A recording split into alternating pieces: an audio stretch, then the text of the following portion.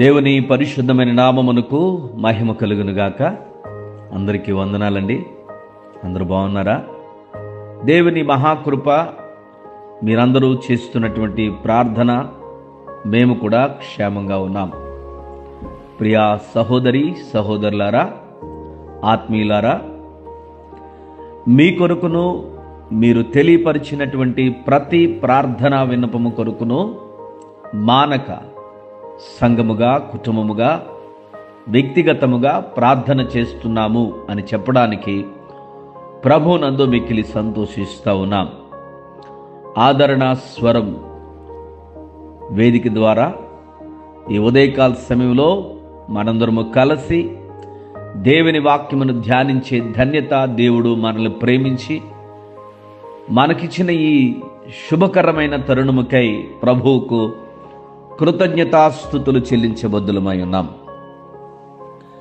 ప్రియమైనటువంటి దేవుని బిడ్డలారా, పరిశుద్ధ గ్రంథమైనటువంటి బైబిల్లో నుంచి ఒక వాక్యమును ధ్యానం చేసుకుని దేవుని చిత్తమునకు మన ఆధ్యాత్మిక ప్రయాణమును అప్పగించుకుందాం.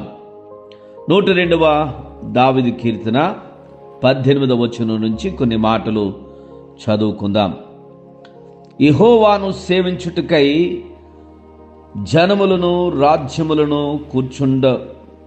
కూర్చబడినప్పుడు మనుష్యులు సియోనులో యెహోవా నామఘనతను, యెరూషలేములో ఆయన స్తోత్రమును ప్రకటించినట్లు చెరసాలలో ఉన్న వారి మూల్గులను వినుటకును, చావునకు విధింపబడిన వారిని విడిపించుటకును ఆయన తన ఉన్నతమైన పరిశుద్ధాలయము నుండి వంగి చూచిననియు, ఆకాశము నుండి భూమిని దృష్టించిననియు.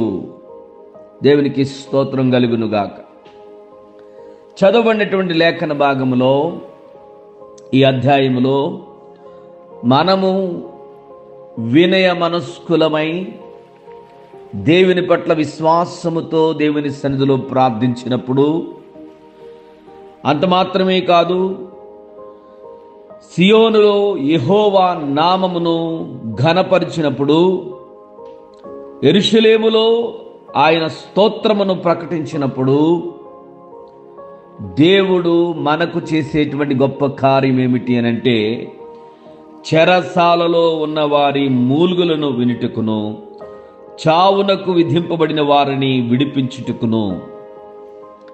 ప్రియమైన దేవుని బిడ్డలారా, దేవుడు తన బిడ్డల ఎడల కృపగలిగిన వాడు. నీవు నేను మనము చేస్తున్నటువంటి ప్రతి ప్రార్థనకు ఆయన జవాబు ఇవ్వడానికి ఆయన ఇష్టపడుతూ ఉన్నాడు.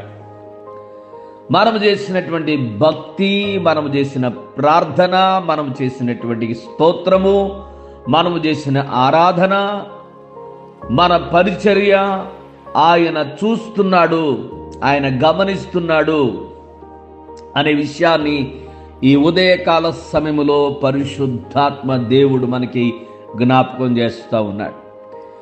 అయ్యో, ఎన్నో సంవత్సరాల నుంచి, ఎన్నో రోజుల నుంచి నేను ప్రార్థన చేస్తున్నానే, నాకు జవాబు రావడం లేదు అనేటువంటి ఆలోచన కలిగి చాలామంది ఉంటూ ఉంటారు.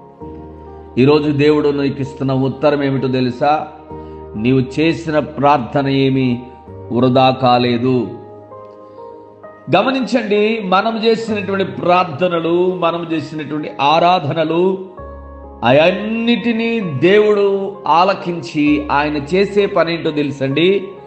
చెరసాలలో ఉన్న వారి మూల్గులను ఆయన వింటూ ఉన్నాడు. చెరసాలలో బందీ అయి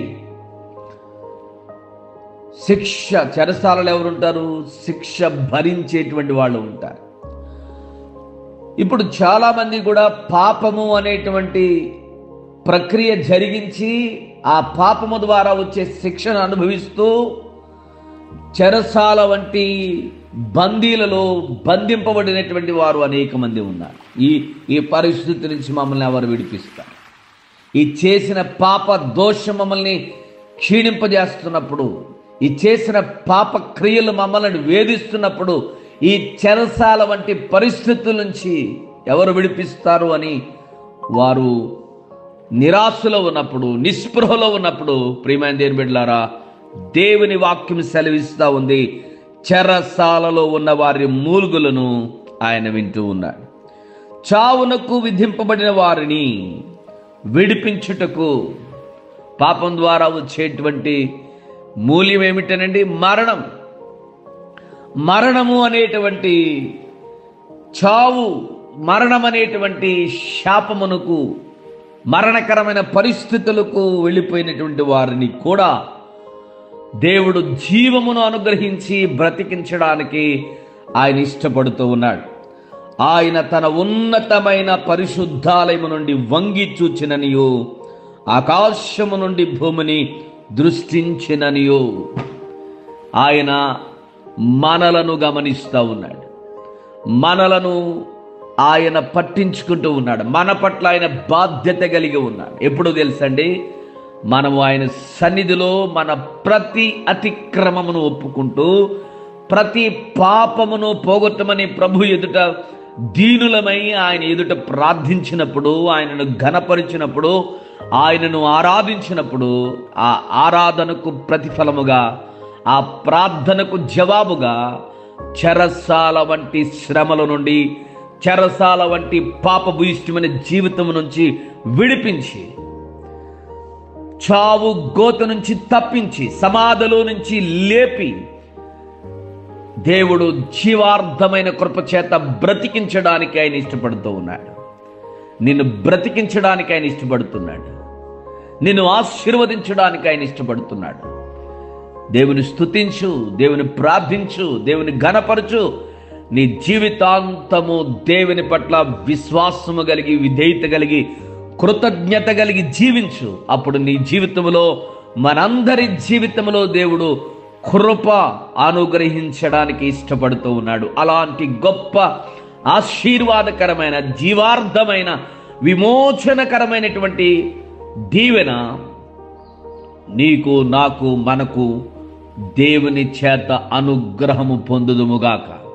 మనందరము దేవుని కృపను అనుభవించుదుముగాక.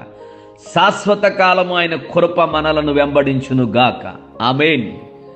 దేవుడి వాక్యమును మన వినికిడిలో దీవించునుగాక.